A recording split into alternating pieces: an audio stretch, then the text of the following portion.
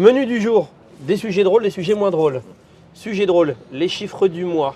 Coup de froid sur les hybrides rechargeables. Est-ce que ça va s'effondrer? Est-ce que ça va pas s'effondrer? Le spécialiste Jean va nous donner son éclairage.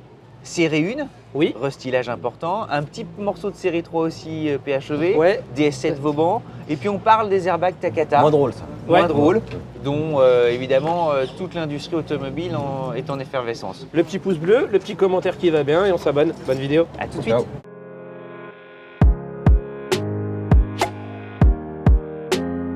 Bien fait, peu parler cette semaine. Soi-disant, coup de froid sur les hybrides rechargeables. On va Oh vous bah donner- non, moi on va- j'aime bien les hybrides On va vous rechargeables. donner notre opinion. Déjà, hybride rechargeable, c'est quoi? Moi, c'est marrant, vous allez me dire ce que vous en pensez, c'est que ça me paraît de la parfaite motorisation pour faire une transition entre le thermique et le 100% électrique. Je m'explique. Là où les gens ont peur, c'est irrationnel, c'est partir en vacances avec une électrique. Donc ils veulent. La crainte Regardez. d'une autonomie trop insuffisante. Exactement. Et en même temps, là où tu fais beaucoup d'émissions de CO2, c'est sur les trajets du quotidien. Et donc si tu as une voiture hybride rechargeable, maintenant les nouvelles font plus de 100 km d'autonomie. L'autonomie, je crois que le trajet moyen d'un Français, c'est 37 km.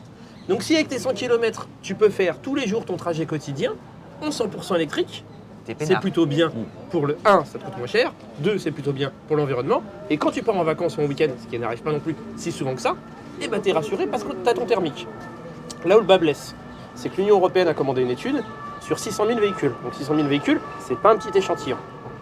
Les données, ce qui en est ressorti, c'est que les données techniques des constructeurs qui disent l'émission c'est tant, en réalité, c'est 3,5 fois plus dans l'utilisation.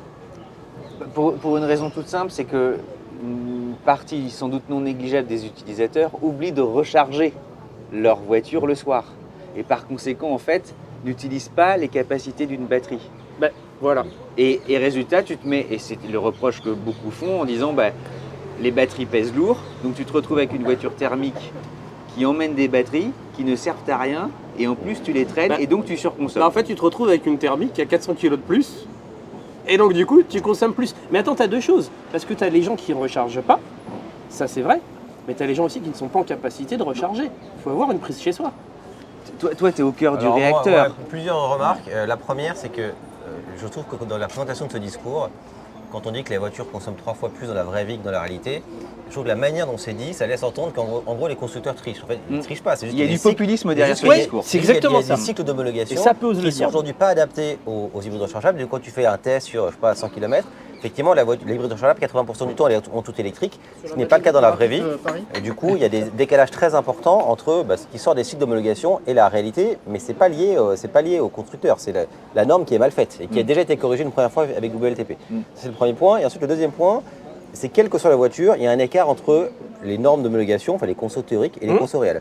Sauf que sur une voiture thermique, l'écart il va être de 1 à 2. C'est-à-dire qu'une voiture normale, si tu te fais de l'éco-conduite, tu vas faire consommer 5 litres. Le mec qui tape dedans, il va faire 10 litres, mais tu vas rarement avoir un Et il faut vraiment qu'il tape dedans. Ouais, ça va vraiment faire rarement plus de 1 à 2. Alors qu'une hybride rechargeable, tu peux consommer 1 litre au 100 si tu la recharges tous les jours et que tu fais que des petits trajets. Comme Et tu peux il y en consommer a. 10 litres si tu la recharges jamais. Donc là, l'écart entre la bonne utilisation et la mauvaise utilisation, c'est de Il est 1 fort. à 10. Non, C'est mais pas- les deux, c'est- justement, Ouais, mais c'est bien. c'est Ce pas de débat-là 1 à 2. sur les deux extrêmes, même Et, les ingénieurs et, le connaissent en fait depuis toujours. Nous, clairement, enfin, l'hybride, nous, on pense que c'est une super technologie, mais il faut bien l'utiliser. C'est comme, c'est comme si tu mets un smoking pour faire du sport, bah, c'est Ça pas sert à fait rien. pour pas ça, quoi. très adapté. Et bon, pour ça ne ça. veut pas dire que le smoking n'est Voilà. pas bien. C'est Non, juste en que tu fait, n'as pas la bonne Donc, utilisation. la réalité, enfin, les PHEV, c'est très bien pour certains usages. Après, il faut effectivement pouvoir recharger la voiture régulièrement. Smoking pour faire du sport. Ouais, Ça, bah, c'est génial. j'ai jamais essayé, finalement. Quoi. Tu es au foot la prochaine fois, c'est ça. T'en C'est as très- déjà vu les toi, petits moca- Non, les petits mocassins. Les petits bonjour, mocassins. etc. Et on va lancer une mode. On va voir des Non, non, mecs mais en en fait, jogging. ces voitures-là, clairement, c'est très bien si c'est bien utilisé, mais effectivement, si tu l'utilises mal, tu vas avoir un écart énorme entre la consommation théorique et la consommation réelle. Je vais mettre un petit bémol. Pas un bémol sur ce que tu dis. C'est qu'en J'espère bien, général. j'espère quand même que ce que je dis, le suit. En général, les hybrides rechargeables, en plus, toi, tu es bien placé. Les voitures neuves, c'est 1,7 million de voitures en France. La moitié, c'est les entreprises. Oui. Les hybrides rechargeables, comme sont des voitures qui ont des incitations fiscales, sont fortement achetées par des entreprises. Donc, du coup, tu as des flottes d'hybrides rechargeables qui sont fournies aux salariés des entreprises sans savoir si de base, ils ont l'utilisent accès correctement. à une ouais. prise, déjà mais surtout s'ils sont en capacité d'eux. Parce que tu peux vouloir, si tu n'as pas de prise chez toi, bah, ça sera plus Après, compliqué. c'est aussi un effet pervers de l'homme. Moi, j'ai un client, j'ai un exemple réel, qui a un XC90. Donc, je l'appelle, je fais le point et tout. Je lui dis, est-ce que tu es content de ta voiture? Il était très content. Et il dit, orange, je consomme 12 litres au 100. Je fais, 12 litres, c'est quand même beaucoup. Je dis, mais est-ce que tu recharges ta voiture? Il me dit, ah, je la recharge. Et en fait, la discussion continue. En fait, je comprends qu'il la recharge quand il roule. En fait, il force la recharge avec le moteur thermique. Ah oui, non, mais là, Donc, il y a effectivement des gens qui n'ont pas de prise et qui les utilisent mal, mais c'est aussi un effet pervers des normes. C'est que parfois, les versions thermiques sont tellement pénalisées que même quelqu'un qui ne recharge pas sa voiture Préfère a en prendre plutôt une. intérêt à prendre un plug-in qu'une thermique, un XC90. Si tu le prends en essence, d'ailleurs ça n'existe plus, tu aurais 60 000 € de malus. Donc mieux vaut ne pas payer de malus et consommer 12 litres au 100 parce que tu recharges jamais, plutôt que payer 60 000 avec une voiture qui serait finalement plus adaptée à ton avec une utilisation. modération, c'est quand même, il a un usage Oui, non, particulièrement c'est exceptionnel. extrême. Non, c'est exceptionnel. Et en fait, les gens, la plupart du temps, jouent le jeu. Et alors, tu consommes pas un litre avec ton hybride. Mais mon associé, il a une A6 hybride PHEV. Je crois qu'il doit consommer 5 ou 6 litres au 100, ce qui est très faible pour un break familial de 380 chevaux. Pour ceux qui n'ont pas des déplacements autoroutiers quotidiens avec plusieurs centaines de kilomètres comme certains commerciaux, C'est très bien l'hybride rechargeable. l'hybride Si rechargeable, tu joues le jeu, en vrai, c'est une bonne. c'est Pour moi, c'est une l'idéal. bonne techno. Tu la rebranches chez toi le soir. Si en plus tu as la chance d'avoir une prise, qui est parfois le cas au bureau, Ouais. tu peux ne jamais plus mettre d'essence pendant tes trajets quotidiens. Tu l'expliquais. 80% de ton temps. Et surtout aujourd'hui avec des hybrides rechargeables qui ont une centaine de kilomètres d'autonomie réelle. Vous parlez du XC90. Le XC90, je le connais très très bien. Il a des données officielles qui oscillent entre 70 et 80 km Qui d'autonomie. n'est pas un des plus récents. Hein. Qui n'est pas un des plus récents. J'ai réussi à faire 92 km Mmh. avec, en 100% électrique. Donc si en plus tu adaptes une éco-conduite et tout ça, tu réussis. Et c'est des déplacements formidables. Quand tu par exemple, tu fais 500-600 km pour te rendre en vacances ou voir des amis ou partir en week-end, lorsque tu arrives en week-end, tu branches ta voiture. Et pour les déplacements, d'aller faire les courses, se balader et tout ça, tu n'es plus qu'en électrique. Et c'est merveilleux. Enfin, moi, j'adore ça. Et tu as une autre chose, c'est qu'avant les voitures surconsommaient beaucoup batterie vide, maintenant c'est beaucoup moins le cas. Batterie vide, elle garde souvent un fond de batterie qui permet d'avoir Oui. une consommation qui est Le système devient- moins élevée qu'un thermique. Ceux qui sont bons, c'est Toyota là-dessus En d'ailleurs. fait, le calcul, c'est de se dire, avec une hybride rechargeable, tu vas faire 80% de tes trajets du quotidien en électrique. Certes, tu vas un peu surconsommer sur autoroute, mais en fait, tu vas tellement gagner au quotidien que ça va largement compenser la surconsommation Et sur Pour autoroute. rappel, le quotidien, c'est là où tu consommes une thermique, Ouais. elle consomme faiblement sur autoroute, Ouais. elle consomme beaucoup en ville. C'est l'inverse d'une électrique. Et donc si tu préserves ces trajets-là du quotidien, que tu les fais en 100% électrique, c'est là où c'est fortement vertueux. Vas-y. Non, juste un truc. La nouvelle Toyota Prius, elle aussi, hybride rechargeable. Oui, Les consommations qu'on a fait, oui. le 100% électrique sur les trajets, allez voir justement nos épisodes en Californie jusqu'au Mont Fuji où on était rechargé à 100%, mais on a une consommation dérisoire. Dérisoire. Et alors que tu en alignes des kilomètres. Et ça, c'est... Conclusion de cette étude, c'est qu'ils veulent remonter les fiches d'émissions de CO2. Donc, Ouais, elles qu'est-ce vont- qui va se passer alors ils veulent les remonter, ils veulent les doubler à 2025, ils veulent probablement les tripler à 2027. Incidence. Toi qui es professionnel Alors, de la incidence, profession, premier mal- courtier alors, numéro 1 en France, fait, non, incidence, international, voilà, mondial. location longue durée, Non, incidence faible, voire nulle. c'est bien qu'ils sachent que dans tous les articles, ouais. ils disent que c'est la fin des hybrides non, rechargeables. bah non, bah, Et c'est ce non. que ça t'affiche Les tellement articles pas. l'écrivent tous. Mais sauf que tu prends un X5. Un Oui. X5, il émet aujourd'hui 20 grammes de CO2. Oui. D'accord. Donc il est sous les radars. Si tu multiplies par 2 ou par 3, il passe à 40 ou 60, et même à 60 grammes de CO2, fiscalement, il est sous les radars. Tu n'as pas de TVS, ou pratiquement pas de TVS, donc tu as une fiscalité qui est ridicule. Personne ne le dit. En ça. revanche, ce qui va faire très mal au PHEV, c'est la taxe sur la masse. Parce que les gros PHEV, notre X5, ben, l'année prochaine, il aura 17 000 € ou 15 000 € de taxe sur la masse. Donc finalement, ce qui va le pénaliser, c'est pas le fait qu'on multiplie par 2 ou par 3 ces émissions officielles de CO2, qui sont juste une bonne chose, qu'il y ait des émissions officielles moins éloignées des émissions réelles, mais ce qui va vraiment pénaliser le marché, c'est la taxe sur la masse qui va pénaliser les gros PHEV. Mais les PHEV, une Skoda Octavia PHEV par exemple, même si tu multiplies par 3 ces émissions, eh ben, elle va rester fiscalement avantageuse.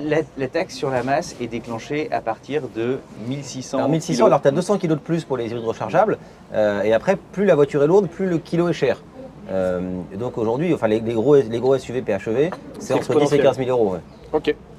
Ce qui commence à être Oui, bah, pour le coup, ce qui est pénalisant. un petit peu décisif. Ouais. On a fait le tour, on va enchaîner avec les chiffres du mois. Avant, nouveau partenaire, pour ceux qui avaient loupé la semaine dernière, on veut remercier le sponsor pour deux raisons, comme tu avais dit la semaine dernière. Déjà, on est content qu'ils nous soutiennent. formidable, ouais. Deuxième raison, Ovoco, leader de vente de pièces d'occasion. Pour ceux qui ne connaissent pas, si vous avez besoin d'acheter des pièces, vous pouvez les acheter soit neuves, soit d'occasion. L'avantage d'acheter d'occasion, c'est que c'est vertueux pour la pièce, que tu achètes une pièce recyclée. L'avantage aussi, c'est que c'est vertueux pour ton portefeuille. Ouais. Donc ça, c'est quand même plutôt mieux. Allez voir le site, on vous met le lien en description. Surtout, utilisez bien notre lien, parce que c'est comme ça qu'ils vont voir, grosso modo, si on leur génère des affaires ou pas, avec aucune obligation.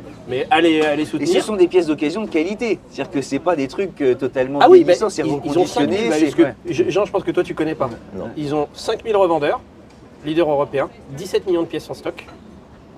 Ils te livrent, en fait, au lieu de contacter des casses, etc., ils te livrent professionnel, 14 jours, satisfait. Tu peux renvoyer les pièces si elles ne te conviennent pas. Tu as accès à tout un stock à travers l'Europe.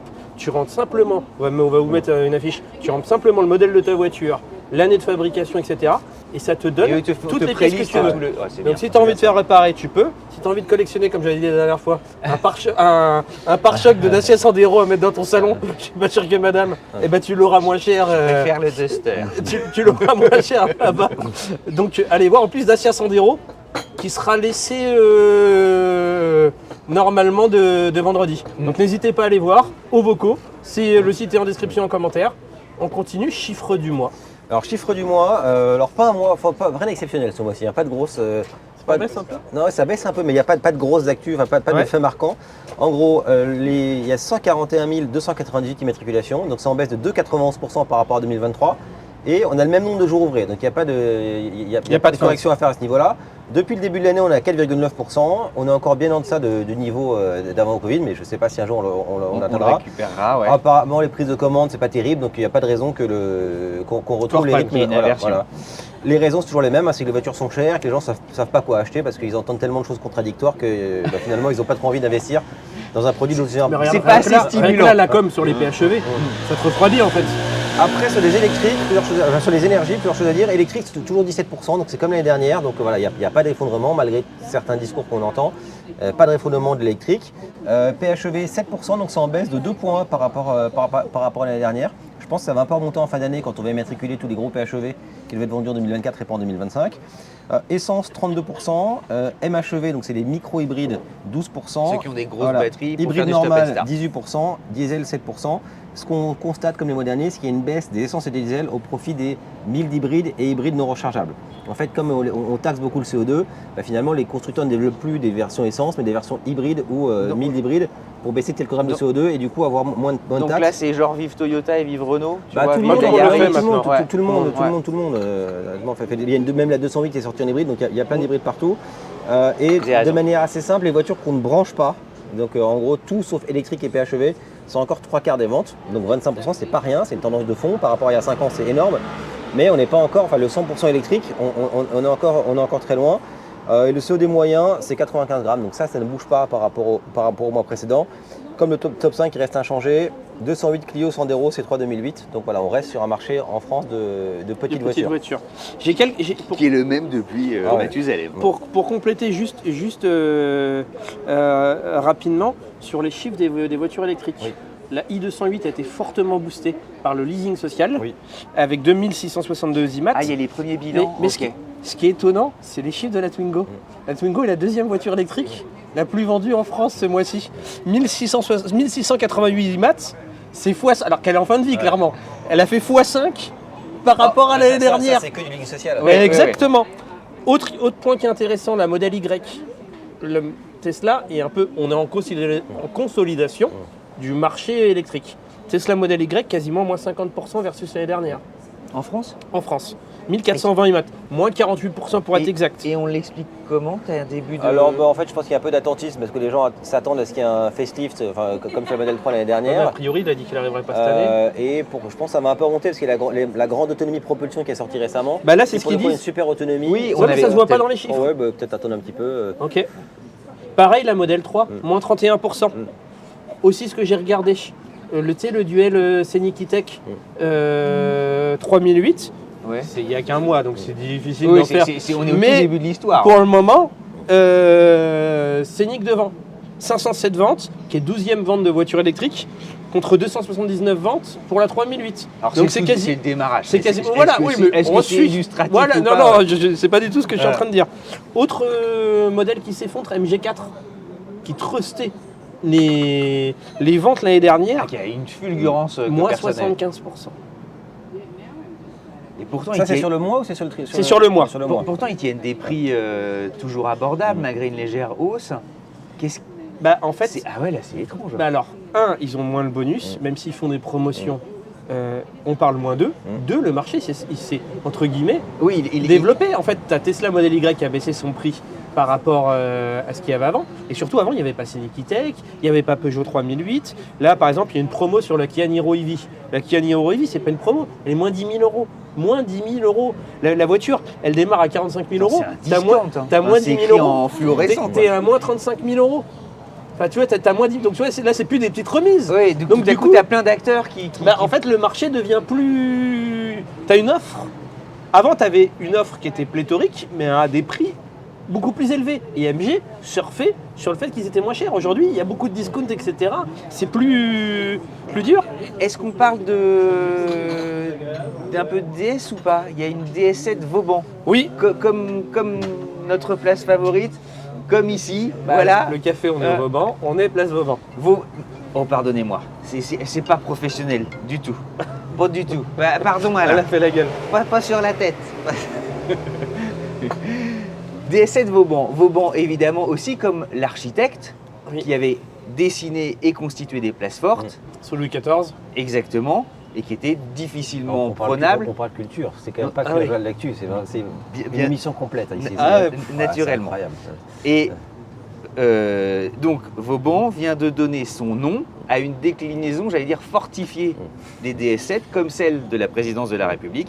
Vous l'aurez compris, des DS7 blindés. C'est très rigolo qu'on les essaye, celle-là d'ailleurs. Alors d'abord, allez revoir celle du président de la République, parce qu'on avait eu cette chance-là. Qui n'est pas une DS7 Vauban, mais qui était une DS7 blindée sur mesure. Rallongée. Oui. DS7 Vauban en partenariat en fait avec une société spécialiste du blindage qui s'appelle Welp et développe un modèle qui intéressera alors c'est un marché gigantesque, en tout cas en France, c'est entre 50 et 100 personnes. Ça va des ambassades aux patrons de très grandes entreprises à risque, en passant évidemment par des personnalités. Je me demande si on ne devrait pas en prendre une, parce que nous, on a quand même une grande entreprise. Deux au cas où. Peut-être 3, parce que les gens, pour les déplacements officiels. Non, alors le plus prudent c'est d'en prendre 4, Ah là, comme t'en ça on veux est à pas une l'abri. Voilà. En plus, c'est pas cher. Ça vaut 165 000 euros. Hors taxe. C'est 200 000 TTC.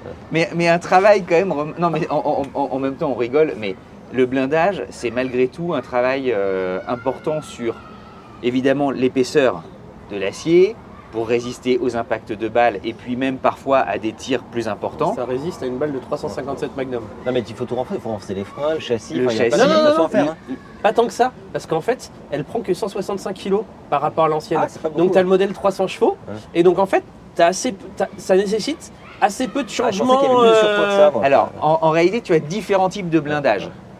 Donc là, c'est un des tout premiers niveaux qui, justement, résiste aux impacts de balles. Alors, je ne suis pas spécialiste de l'armement, mais c'est déjà un niveau confortable.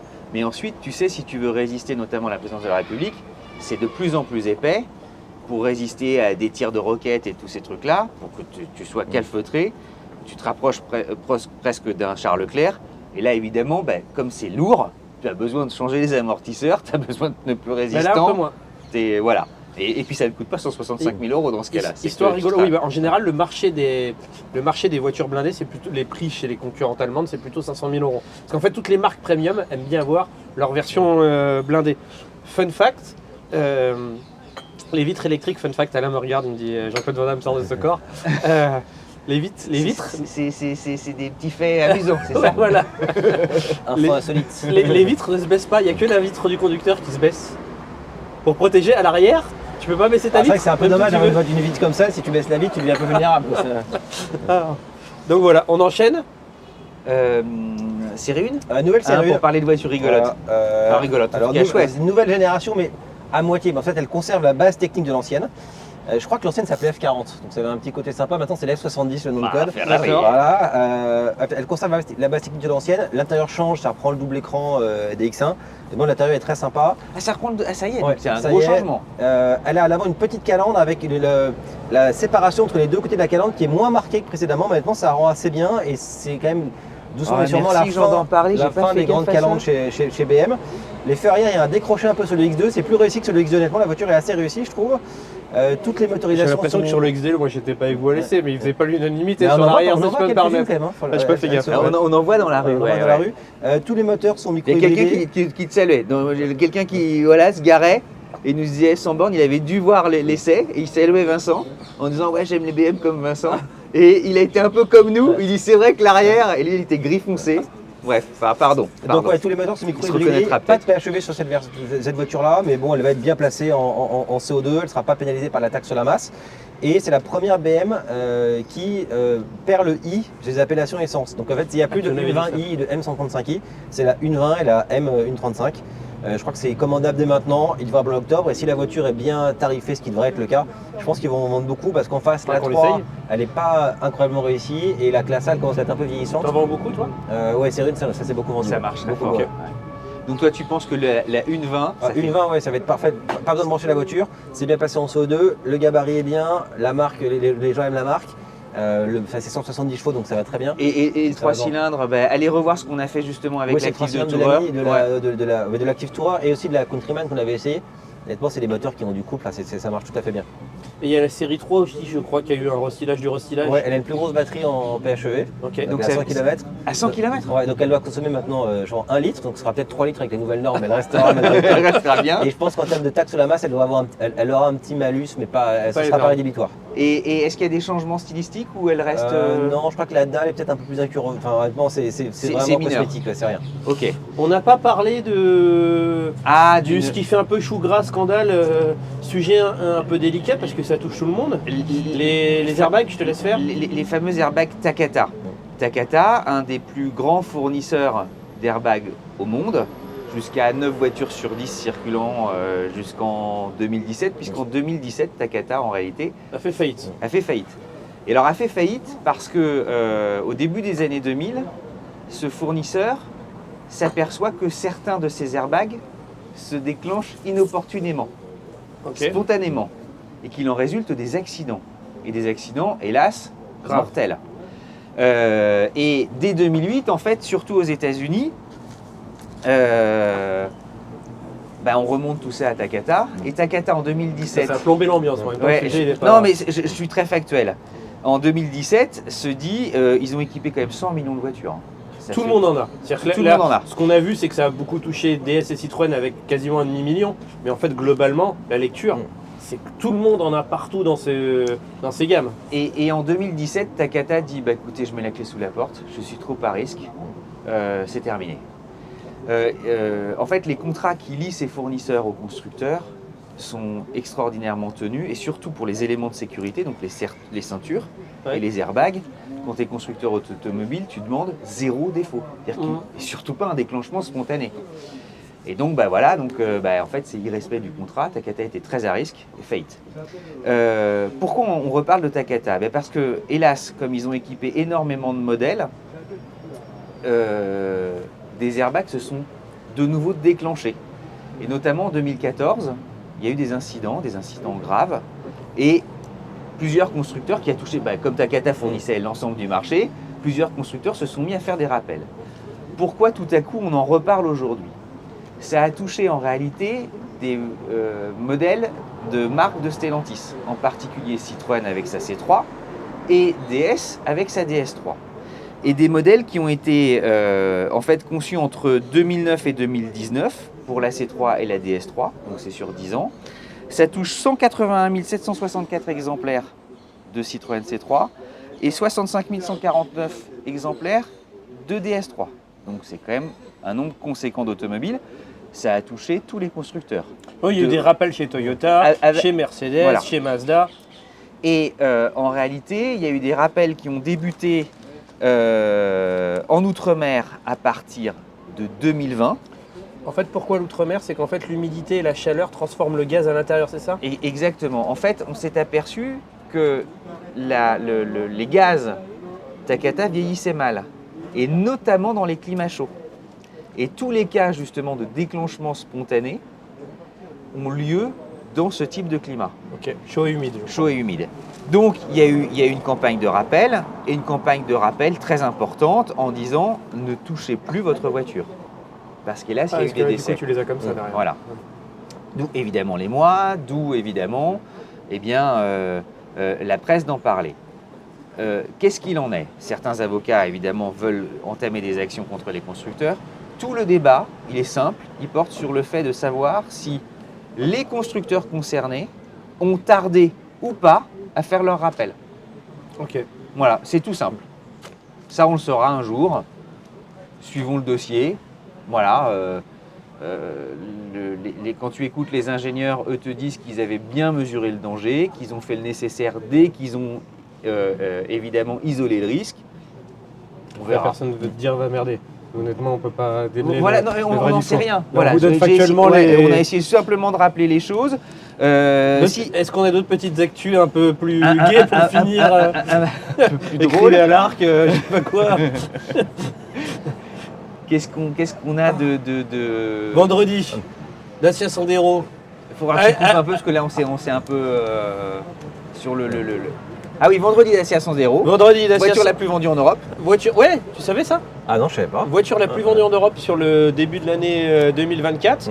Allez cliquer sur le lien au vocaux. Allez regarder les vidéos. Déjà, un petit message. Un grand merci. Parce que allez regarder les commentaires, ce que vous nous avez mis sur les vidéos de notre saga Prius. On a la chance d'avoir une communauté bienveillante, donc d'avoir des jolis commentaires. Mais là, vous étiez... C'est une merveille. Ouais. Voilà, c'est un vrai voyage. Et pour ceux qui ont loupé, allez voir, hein, ça a beaucoup plu. Non, on a probablement eu les... D'abord, on a toujours d'excellents commentaires, en fait. On est souvent... Mais là, c'était vraiment au-dessus. C'est les meilleurs qu'on ait jamais eu. Ouais. Le petit pouce bleu, le petit commentaire, et à très vite. À bientôt. Mamie. Et nous, on va essayer des Skoda. Ouais, il est parti.